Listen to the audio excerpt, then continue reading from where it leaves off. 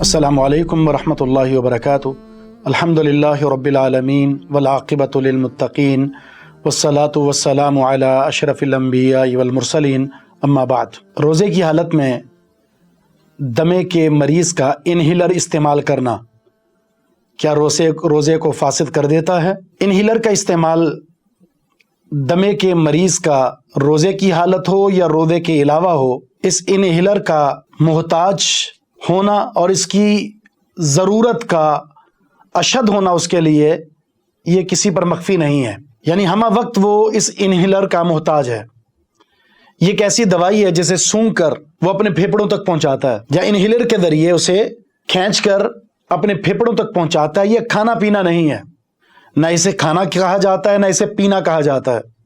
تو جب یہ ایک سانس کے ذریعے ایک ایسی دوائی جو اس سانس کے ساتھ ہوا کے ساتھ محلول ہو کر اس کے پھیپھڑے میں جاتی ہے، اس کے معدے میں نہیں جاتی، تو اس سے روزہ نہیں ٹوٹتا۔ یہی سوال مفتی اعظم ابن باز رحمہ اللہ سے کیا گیا تھا، کیا انہیلر یا وہ محلول جسے دمے کا مریض استعمال کرتا ہے روزے کی حالت میں، کیا اس سے روزہ فاسد ہوتا ہے؟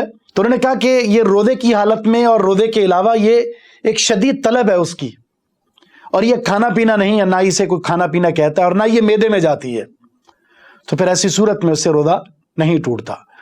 ہاں، اگر کوئی ایسی دوائی ہے جس کا استعمال اس کے معدے میں اس کا استعمال اس کو معدے تک پہنچا دیتا ہے، تو پھر یقیناً اس سے روزہ فاسد ہو جائے گا۔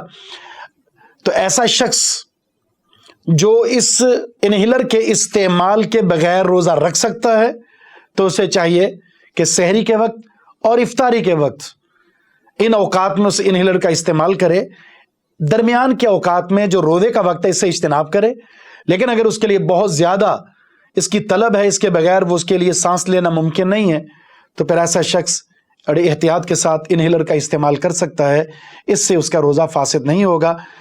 یہی لجنہ دائمہ سعودی عرب کی جو کبار علماء کی ایک لجنہ ہے، اس کا بھی یہی فتویٰ ہے، اور یہی ایک درست نظر آنے والا، کیونکہ لا یکلف اللہ نفسا الا وسعها ہے۔ اللہ رب العزت نے اس انسان کو روزے کا حکم بھی دیا ہے اور وہ روزہ رکھنا بھی چاہتا ہے، اور یہ ایک ایسی معمولی سی مقدار میں دوائی ہے جو اس کے پھیپھڑوں تک جاتی ہے، اس کے معدے میں نہیں جاتی، تو پھر اس سے اس انسان کا روزہ فاسد نہیں ہوگا۔ واللہ اعلم بالصواب، والسلام علیکم ورحمۃ اللہ وبرکاتہ۔